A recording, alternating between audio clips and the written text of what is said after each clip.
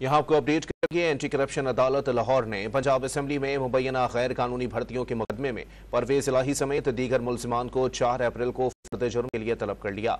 मजीद जानते हैं don news के नुमाइंदे राना बिलाल से। बिलाल, अपडेट कीजिएगा। आपको बताएं कि एंटी करप्शन अदालत लाहौर ने पंजाब असेंबली में मुबैना गैर कानूनी भर्तियों के मुकदमे में परवेज इलाही समेत दीगर मुलजिमान को 4 अप्रैल को फर्द जुर्म के लिए तलब कर लिया है। एंटी करप्शन अदालत के जज अरशद हुसैन भुट्टा ने गुज़िश्ता समाअत का तहरीरी हुक्म जारी कर दिया। एंटी करप्शन अदालत लाहौर ने पंजाब असेंबली में मुबैना गैर कानूनी भर्तियों के मुकदमे में परवेज इलाही समेत दीगर मुलजिमान को 4 अप्रैल को फर्द जुर्म के लिए तलब कर लिया है।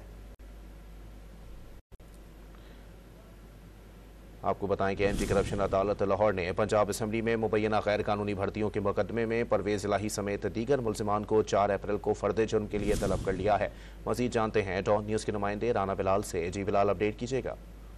जी देखें, लाहौर की एंटी करप्शन अदालत ने पंजाब असेंबली में मुबैना गैर कानूनी भर्तियों के मुकदमे में साबिक वज़ीर आला परवेज इलाही समेत दीगर मुलजमान को फर्द जुर्म की कार्रवाई के लिए जो है वाहिदा समाअत पर तलब किया है। एंटी करप्शन अदालत के जज अरशद हुसैन भुट्टा ने गुज़िश्ता समाअत का तहरीरी हुक्म जारी किया है।